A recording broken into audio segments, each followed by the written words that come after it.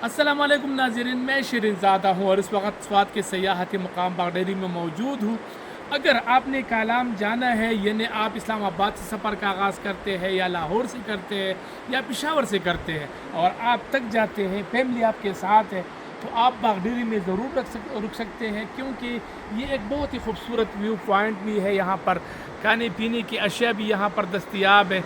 सामने अगर आप देखें तो मांग्याल पीक यहाँ से बिल्कुल साफ नज़र आ रहा है और इस पर काफ़ी बर्फ़ पड़ चुकी है और मज़ीद बर्फ़बारी भी इस पर होगी। मई का महीना है और अगर आप इन दिनों में आते हैं तो हर तरफ हरियाली है, बागात है और बर्फ़ भी आपको मिलेगी देखने को। और इसी तरह आप जो है ना सयाहती मकामात जितने भी हैं वो खुले हैं, आप कहीं भी जा सकते हैं। लेकिन मैंने चूँकि बागडेरी एक ये बेहतरीन पॉइंट है ये, और ये स्वात का सबसे पुराना सयाहती मुकाम है, तो ये सयाहों के लिए एक बहुत ही अच्छा मौका है कि अगर वो कालाम जाते हैं तो यहाँ पर ज़रूर रुक जाए और ये जगह को एक्सप्लोर करें, इंजॉय करें, आपको अच्छा लगेगा।